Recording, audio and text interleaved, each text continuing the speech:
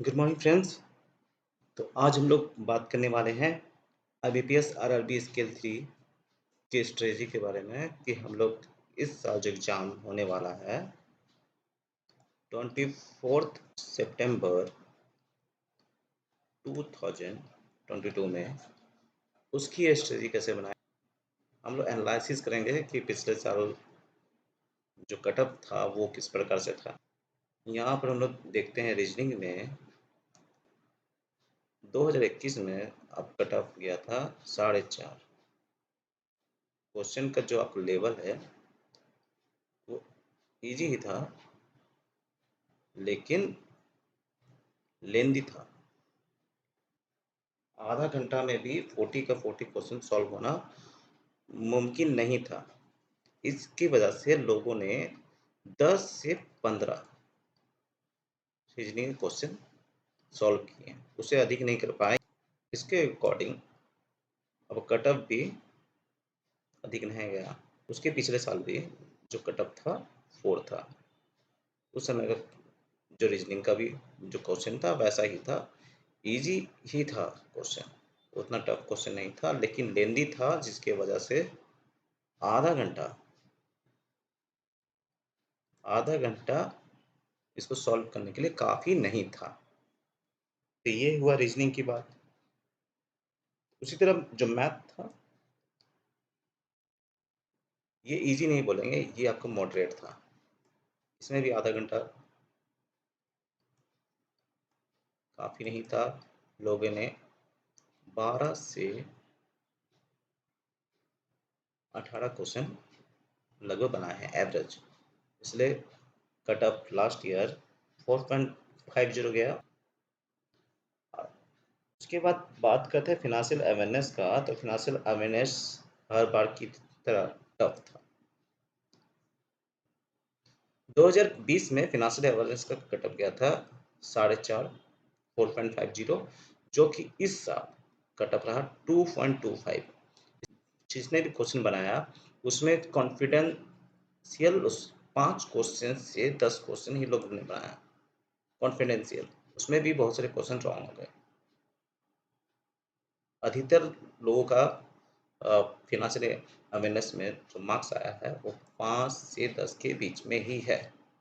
बहुत ही hard question था financial awareness का, इसलिए उसका जो आपका कट ऑफ है 2.25। अब हम लोग बात करते हैं उसके बाद लैंग्वेज के बारे में। हिंदी और इंग्लिश लैंग्वेज के विषय में जो हिंदी और इंग्लिश का जो क्वेश्चन आता है वो क्वेश्चन ठीक ठाक था। ठीक ठाक था मतलब मॉडरेट था, उतना भी आपका क्वेश्चन जो है आपका टफ नहीं था। पिछले साल का कट ऑफ गया था 7। 2020 में इसका कट ऑफ था 9.75। इसका मतलब है कि 2020 में जो क्वेश्चन था हिंदी का वो थोड़ा इजी था, इजियर था। लेकिन क्या है कि 21 में वो जो क्वेश्चन था हिंदी का थोड़ा सा हो गया था टफ, तो इसको हम लोग मॉडरेट बोल सकते हैं। ये जो लैंग्वेज का क्वेश्चन होता है इसमें तो लोग अधिक से अधिक क्वेश्चन को सॉल्व करते हैं, आधा से ज़्यादा हो जाता है गलत। इसके वजह से अधिकतर लोग ने इसमें 15 से 20 नंबर तक उठाए हैं। ठीक है, उसके बाद हम लोग पढ़ते हैं, आगे बढ़ते हैं कंप्यूटर के बारे में। था 2020 का वो क्वेश्चन थोड़ा सी इजी था, इसलिए उस समय का जो अब कट ऑफ किया था 8.25। लेकिन पिछले साल का जो क्वेश्चन था कंप्यूटर का वो बहुत अधिक टफ था। पिछले साल के एग्जाम में ये देखा गया कि एफए और कंप्यूटर का जो क्वेश्चन था दोनों बहुत ही हार्ड क्वेश्चन था। इसी की वजह से बहुत लोग बाकी विषय में अच्छे नंबर लेके आने के बाद भी एफए और कंप्यूटर में फेल हो गए। और बहुत लोगों का इसी वजह से सिलेक्शन नहीं हो पाया। तो यहाँ पर हम लोग कंप्यूटर का लिख देंगे 8। ठीक है, इस तरह से पिछले इस तरह से पिछले साल का क्वेश्चन था। और उसके पिछले साल का क्वेश्चन किस प्रकार से था, हम लोग इस विषय में बात किए। अब आते हैं इस बार के एग्जाम के बारे में, जो कि होने वाला है 24 सितंबर 2022। एक चीज देखते हैं, आपका रीजनिंग का जो क्वेश्चन होता है इजी ही रहता है, लेकिन लेंथी प्रोसेस रहता है, जिसकी वजह से इसमें मार्क्स लोग 15 नंबर से अधिक नहीं उठा पाते। इस वजह से नहीं आ रहे हैं क्योंकि इजी है रीजनिंग, लेकिन ये वो आधा घंटा में बनने लायक नहीं है।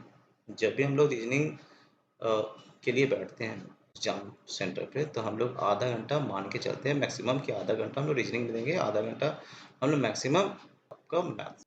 इसलिए कि क्योंकि बाकी जो बच गया है फिनांशियल अवेयरनेस, लैंग्वेज, कंप्यूटर, इसमें हम लोग को 1 घंटा हम लोग को स्पेंड करना होता है। कुल एग्जाम हम लोग का होता है 2 घंटा का, ठीक है। तो हम लोग देखते हैं कि 30 मिनट में इसको सॉल्व करना बहुत टफ था। इसके लिए हम लोग को रीजनिंग में विशेष रूप से प्रिपरेशन करने की आवश्यकता है। ये जो क्वेश्चन है आपका फिनांशियल अवेयरनेस का, इसका जो कट ऑफ है इस बार भी लगभग उतना ही आने वाला है। लगभग होगा तो पहुंचेगा अब 3.5। तो इस ऐसा नहीं कि इसको इग्नोर करना है, फिनांशियल अवेयरनेस को इग्नोर करना है, इसको भी इग्नोर नहीं करना है, क्योंकि बहुत सारे लोग, मैंने जैसे बताया कि बहुत सारे लोग ने और सब विषय में अच्छा मार्क्स लेके आने के बाद भी फिनांशियल अवेयरनेस और कंप्यूटर की वजह से फेल कर गए। अधिकतर लोग फिनांशियल अवेयरनेस में फेल हुए हैं और उनका इंटरव्यू तक नहीं पहुंच पाया। और एक चीज देखें इसमें, हम लोगों ने जो मैथ्स का क्वेश्चन था, अब पॉइंट का क्वेश्चन था, वो भी आपका मॉडरेट था, इजी नहीं था, थोड़ा सा रीजनिंग से थोड़ा सा हार्ड था। इसमें भी अधिकतर लोगों ने 15 से 20 नंबर उठाए। इसको हम लोग 15 मार्क के ही चलते हैं, ठीक है। 15 नंबर उठाए। और जो हिंदी का जो पेपर था वो भी अच्छा ही था, लोगों ने इसमें भी अच्छे मार्क्स उठाए हैं। हिंदी का पेपर में भी लोगों ने 10 मार्क्स से 15 मार्क्स तक उठाए।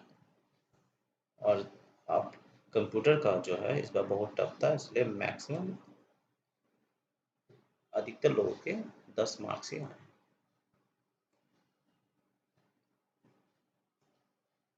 अगर आपने इस एग्जाम को लिखा होता, तो हम लोग इसके बारे में एनालिसिस करते हैं। अगर आपने एग्जाम को लिखा है, आपने रीजनिंग का पेपर, तो इसमें अगर आपने 15 लाया, मैथ में 15 लाया,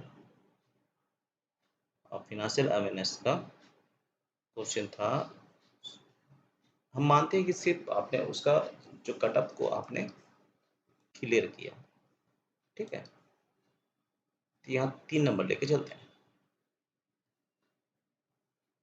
और अगर आपने हिंदी में भी क्वेश्चन अच्छा था, तो इसमें लेके आ गए आप 10 लेके आ गए,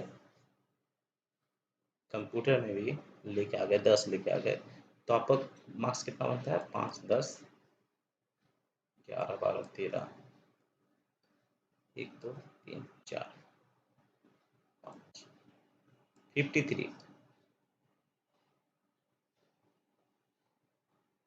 तो इतना नंबर लेके भी आना आपके लिए सही नहीं है, क्योंकि इतना नंबर में आपका सिलेक्शन नहीं होगा। क्योंकि सेक्शनल कटअप पास करने के बाद भी आपको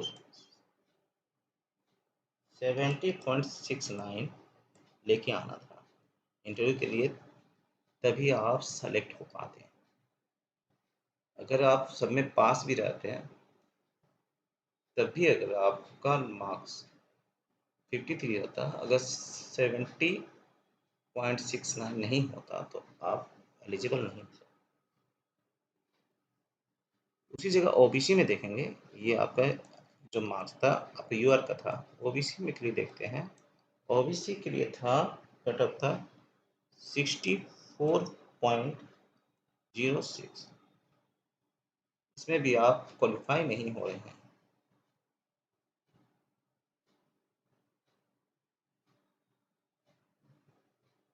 एससी में भी आपका मार्क्स आता 58.05, इसका आपका एससी में भी आपका कट ऑफ किया था, और एसटी में गया था 47.63। तो आपको कम से कम, आप चाहे ओबीसी से बिलोंग करते, एससी से बिलोंग करते, एसटी से बिलोंग करते हो, लेकिन एक बात आप ध्यान रखिए कि आपको अगर ये एग्ज़ाम पास करना है तो कम से कम आपको जो आपका मार्क्स जो जनरल कटअप का है वो आपको लेके आना पड़ेगा, क्योंकि फिर इंटरव्यू में मार्क्स मिलते हैं और इंटरव्यू और रिटर्न का मार्क्स मिला के ही आपका फाइनल सिलेक्शन होता है। तो ये चीज़ ध्यान रखिए कि आपको कम से कम लेके आना चाहिए था 71, चाहे आप ओबीसी हो, जनरल हो, एससी हो या एसटी हो, आपको लेके आना था 71 एट एनी हाउ। ठीक है, तो इसके लिए आपको लेके आना था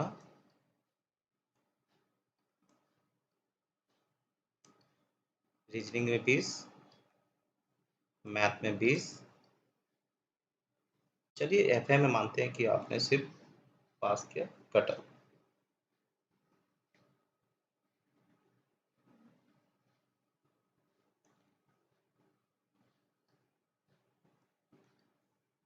आपका लैंग्वेज में 20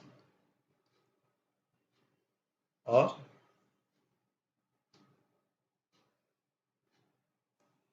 कंप्यूटर में भी 10।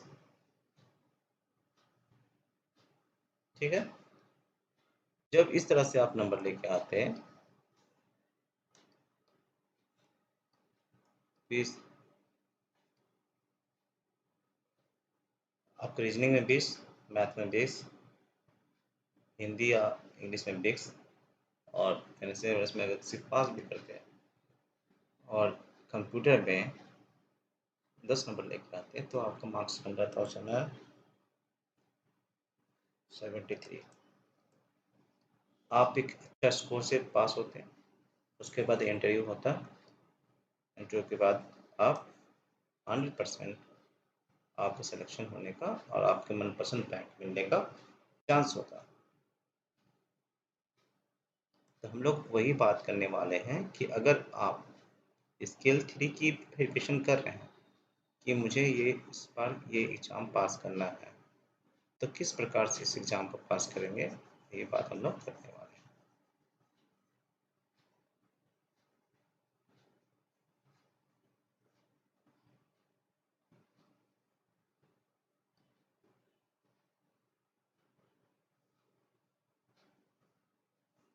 तो जैसे कि हमने बताया कि आपको मैक्सिमम कोशिश करना है कि आपके मार्क्स 20 नंबर से कम ना हो। आपके मार्क्स 15 भी हो सकते हैं, ठीक है, फिर आपको किसी और विषय में भी आप बहुत ज़्यादा मेहनत करनी पड़ सकती है। तो आपके मार्क्स कोशिश करना है आपको कि आपके मार्क्स 15 से 20 से कम ना हो, 15 से 20 के अंदर होना चाहिए।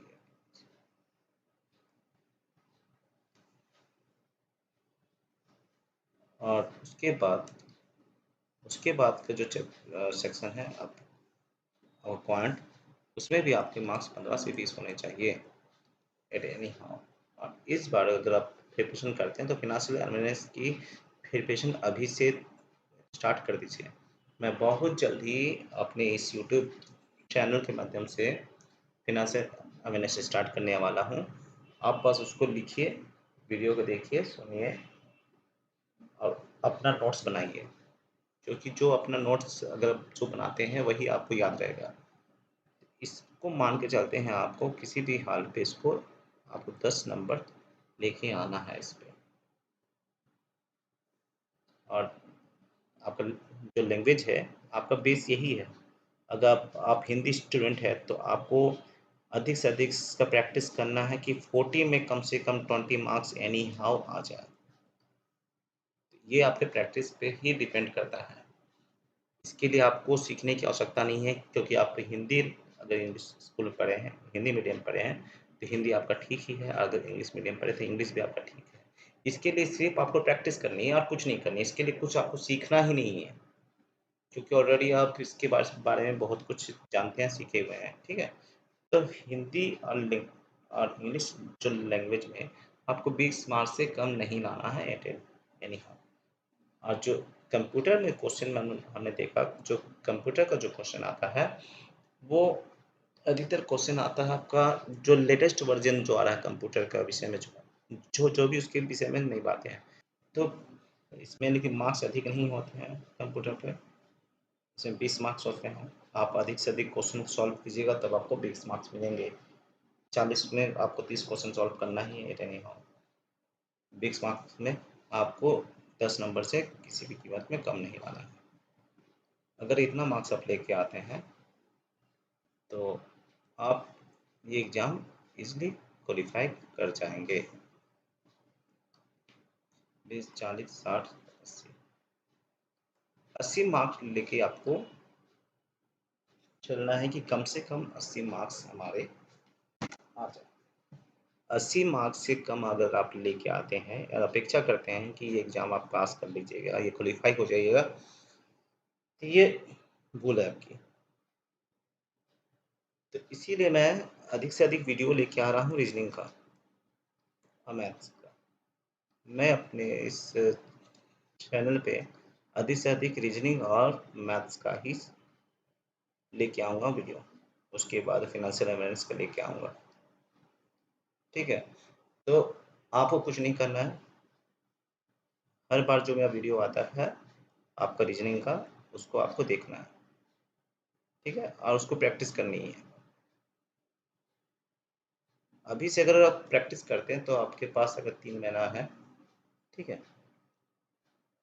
तो 3 महीना काफ़ी होता है आपको 15 नंबर से 20 नंबर तक पहुंचने के लिए। आप अगर पिछले बार एग्जाम लिखे होंगे तो 15 नंबर तो आया ही होगा। 15 नंबर नहीं आया होगा तो उससे थोड़ा कम आया होगा, आपका नंबर 10 नंबर आया होगा, तो उससे 20 नंबर पहुंचने के लिए 3 महीना काफ़ी होता है। लेकिन बशर्ते आप उसको प्रैक्टिस करें। इसलिए जो रीजनिंग का जो आपका लेंदी क्वेश्चन सब है, उसको हम लेके आ रहे हैं अधिक से अधिक सॉल्व करने के लिए, ताकि उसको हम बताएं और मिल के हम लोग उसको डिस्कशन करें। अगर आपके पास भी कुछ ऐसा रीजनिंग है जो बहुत क्वेश्चन है जो बहुत लेंदी है, तो आप हमको व्हाट्सअप कर सकते हैं, भेज सकते हैं। हमारा नंबर है 8084406867। इस नंबर पे आप व्हाट्सअप कर दीजिए। वो जो जो क्वेश्चन है उसको फ़ोटो खींच के उसकी पीडीएफ फाइल जी इस नंबर पे व्हाट्सअप कर दीजिए। जो आपके लेंदी क्वेश्चन है उसको हम लोग ईजी तरीका से कैसे सॉल्व करते हैं इसको देखेंगे। किस तरह से हम लोग आधे घंटे में ये 40 रीजनिंग क्वेश्चन को बनाएंगे, यही हम लोग जब तक एग्जाम नहीं होता तब तक सीखने वाले हैं। ठीक है, तो इस तरह से जो मैथ्स के भी क्वेश्चन है उसको भी हम लोग देखेंगे। इसका भी हम लोग लेके आएंगे कि इजी वे से किस तरह से इजी वे से इसको बना सकते हैं और अधिक से अधिक मैक्सिमम मार्क्स लेके आ सकते हैं। मिनिमम मार्क्स हमें 20 लेके आना है एट एनी हाउ। 20 से 25 हो जाए लेकिन 20 से 15 नहीं होना चाहिए। ठीक है, और इसका भी जो लिमिट है आपको मैनेजमेंट करना है आधे घंटे के लिए में। देखिए होता क्या है कि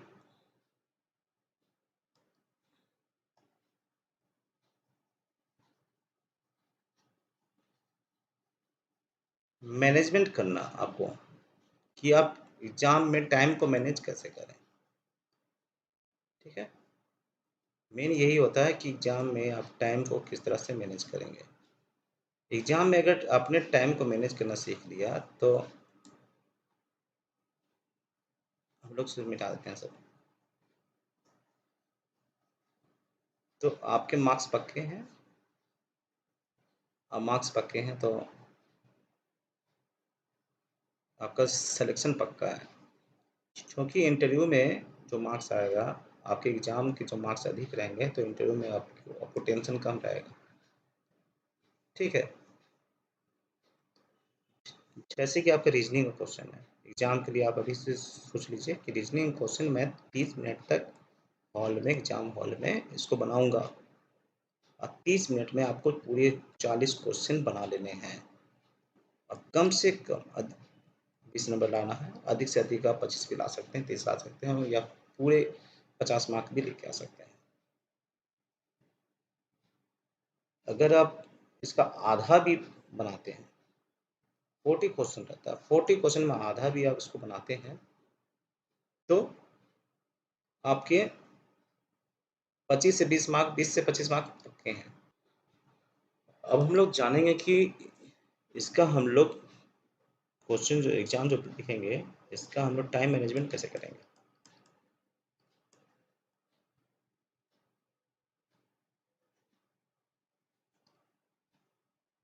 तो रीजनिंग जो पेपर है इसमें हम लोग कितना टाइम देंगे, 30 मिनट।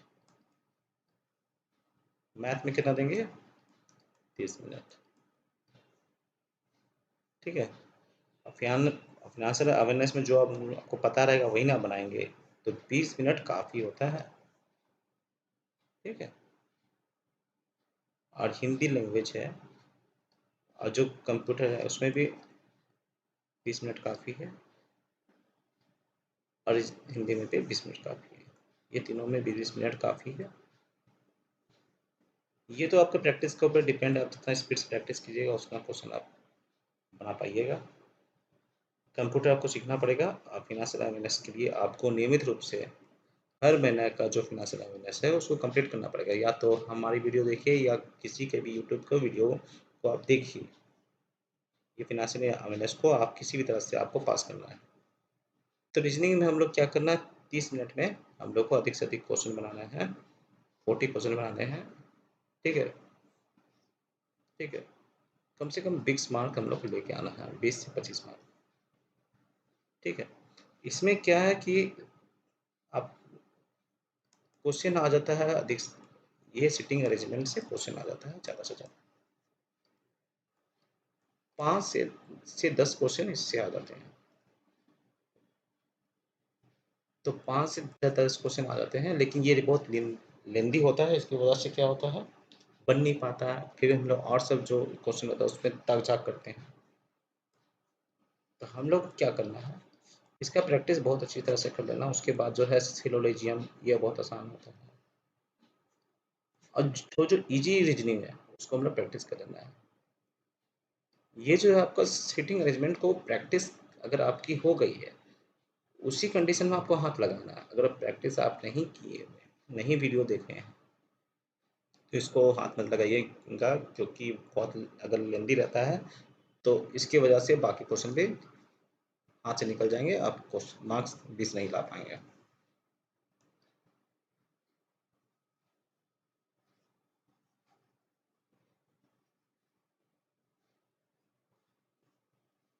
मैथ में हम लोग देखेंगे क्या, मैथ में जो आपका यहाँ पर लिखा है quantity aptitude and data enterprise, यहाँ पर साफ साफ लिखा है डाटा इंटरप्रिटेशन यानी ईटीआई।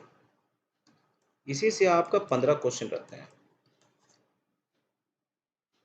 15 मार्क्स पक्के रहते हैं, 15 से 20 मार्क्स रहते हैं। इसी को आप अच्छी तरह से अगर प्रैक्टिस कर लेते हैं डीआई को, जिसका वीडियो हम लेके आने वाले हैं अच्छी तरह से इजी वे में, तो आपके 15 से 20 मार्क्स पक्के हो जाए। तो आपको प्रैक्टिस अधिक से अधिक इसी पे करना है। ठीक है, और ये जो हुआ आपको फाइनेंशियल अवेयरनेस, इसमें 20 मिनट देना है, 20 मिनट से अधिक नहीं देना है, क्योंकि जो आपको पता होगा वही ना आप बनाइएगा। तो इसमें मार्क्स अगर आपको पास करना है, सिर्फ बहुत सारी वीडियो में दिखता है कि 35 नंबर कैसे लेके आएँ, फाइनेंशियल अवेयरनेस में 35 नंबर कैसे लेके आएँ, जो पॉसिबल ही नहीं है, वो उसके लिए प्रैक्टिस प्रैक्टिस करने की आवश्यकता है। 35 नंबर आप किसी भी कीमत में नहीं ला सकते फ़ाइनेंशियल अवेयरनेस में। मैं आपको यानी कि ये ऐसा मत सोचिए कि मैं आपको डिमोटिवेट कर रहा हूँ, लेकिन बहुत टफ है फ़ाइनेंशियल अवेयरनेस में 35 नंबर लाना। या 20 नंबर आ जाता है आपको मैक्सिमम बहुत है। तो कोशिश करनी है फ़ाइनेंशियल अवेयरनेस हर मंथ कंप्लीट करने की और कम से कम 10 नंबर आपको लाना ही है। इसमें हम लोग मार्क्स अधिक लेके नहीं चलते हैं। इंग्लिश और हिंदी का जो लैंग्वेज पेपर है, इसमें 20 मार्क्स लेना है और ये प्रैक्टिस पे डिपेंड है कि आप कितनी ज़्यादा प्रैक्टिस करते हैं। ठीक है? प्रैक्टिस अगर आपने अच्छे से किया है, तो 20 क्या आप 30 नंबर भी लेके आ सकते हैं। लेकिन यहाँ 20 से कम मार्क्स हम लोग एक्सेप्ट नहीं करेंगे। और जो कंप्यूटर नॉलेज है, ये आजकल टफ आ रहा है जिस तरह से फ़ाइनेंशियल अवेयरनेस आ रहा है। तो कंप्यूटर के लिए भी आप जो लेटेस्ट जो न्यूज़ रहता है, लेटेस्ट न्यूज़ रहता है कंप्यूटर का अबाउट कंप्यूटर, उसको आप फॉलो कीजिए। बेसिक नॉलेज सिर्फ से पास करना मुश्किल है कंप्यूटर का एग्ज़ाम। तो जो आपको लेटेस्ट जो न्यूज़ है कंप्यूटर का, उसको आप फॉलो कीजिए। ठीक है? इसके लिए आपको यूट्यूब में बहुत सारी वीडियो आज मिल जाएगी, जिसको आप देख सकते हैं, सीख सकते हैं। ठीक है? तो इसमें भी हम लोग अधिक मार्क्स लेके नहीं चलते हैं, मान के चलते हैं 10 नंबर। इसका मार्क्स आपको 40 क्वेश्चन में 20 ही है, तो आपको कम से कम 25 से अधिक क्वेश्चन सॉल्व करने पड़ेंगे। तो कुल मिला के 80 मार्क्स अगर आप लेके आ जाते हैं, तो आप निश्चित हो जाते हैं कि आपने रिटर्न क्वालीफाई कर लिया है। ये जब हम लोग एग्ज़ाम लिखते हैं ना, जब एग्ज़ाम लिख के जब हम लोग हॉल से बाहर निकलते हैं, तब हम लोग को पता हो जाता है कि हमने कौन-सा क्वेश्चन कितना सही बनाया था। जैसे पिछले साल मैंने जो मैथ का क्वेश्चन बनाया था 10, ओनली इतना ही बना पाया था 10, क्योंकि बहुत लेंदी था। अब मुझे पता था कि 10 में 10 ही वो आने वाला है। मैंने अपना रिज़ल्ट भी चेक किया तो 10 में 10 ही आया था। तो हम लोग जब एग्ज़ाम लिख के हॉल रूम से बाहर निकलते हैं, तो हम लोग को ये पता हो जाता है कि हम लोग को कितना मार्क्स लगभग आने वाला है। मैथ और रीज़निंग में तो हम लोग कन्फर्म रहते हैं कि हम लोग का मार्क्स कितना आएगा। ठीक है? ये जो 3 चीज़ है, इसमें हम लोग कन्फर्म नहीं होते हैं कि कितना मार्क्स आएगा। तो इसको भी इस बार हम लोग को ध्यान से सॉल्व करना है, ताकि हम लोग कन्फर्म रहे कि इसमें हम लोग पास हो जाएँगे। तो अधिक फ़ोकस करना है आपको मैथ्स और रीज़निंग में। 20 से 25 लेके आ जाना है, 20 से कम नहीं होना है। तभी आप अगर कन्फर्म हो गए कि 25 नंबर आपका आया है रीज़निंग में, 25 नंबर का आया है मैथ्स में, 50 नंबर तो यहीं आपका हो गया। बाकी में आपको लेके आना है 30 नंबर। इसी तरह से अगर आपका बाकी में 30 नंबर आ जाता है, तो आप पास हो जाते हैं। 2020 का जो कट ऑफ गया था, वो गया था आपका 76, है नहीं, 76 नहीं गया था, 74 गया था। ठीक है? ये कट ऑफ जो गया था, ये आपका कट ऑफ गया था यूआर का। ठीक है? और 2021 का जो कट ऑफ है, वो गया था आपका 70.69। ठीक है? तो इतना तो पक्का है कि इस बार का जो होगा कट ऑफ, वो 80 से नीचे ही होगा। ठीक है ना?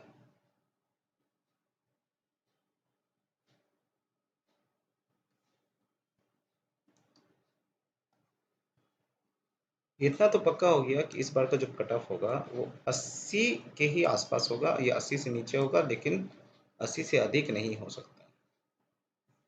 तो इस तरह से हम लोग को अभी से टाइम मैनेजमेंट की प्रैक्टिस करनी है। अधिकतर वो सेक्शन को हम लोग सॉल्व करना है जिसमें हम लोग अधिक मार्क्स लेके आ सकते हैं। हम लोग को कोशिश करना है कि रीजनिंग और मैथ्स में ज़्यादा से ज़्यादा मार्क्स लेके 50 मार्क्स उसी में पुरा दें।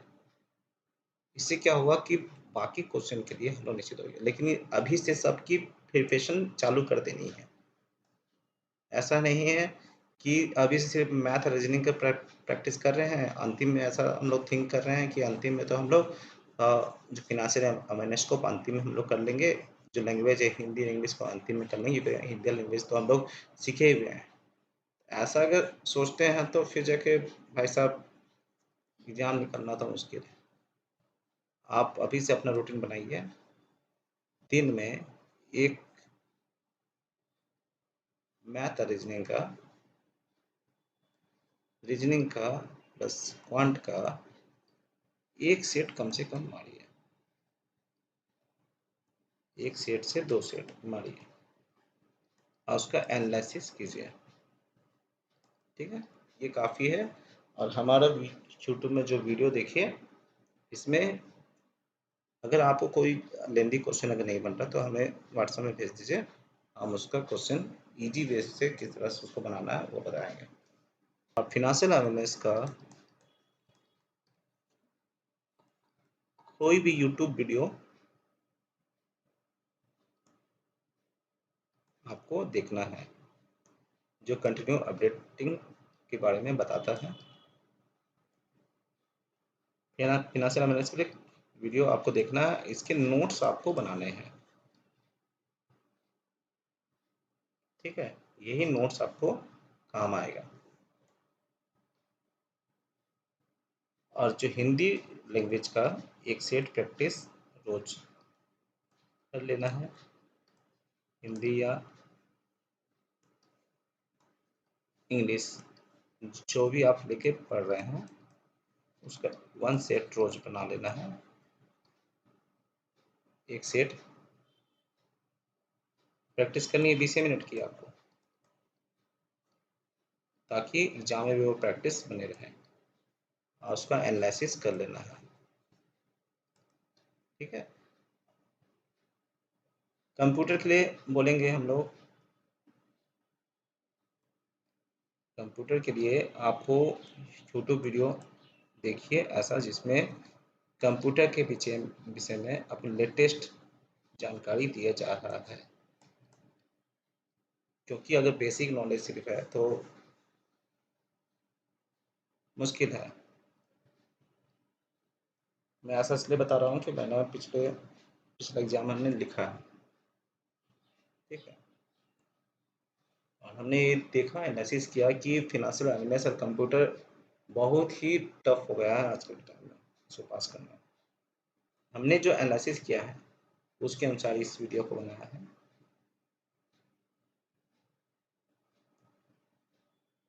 ठीक है,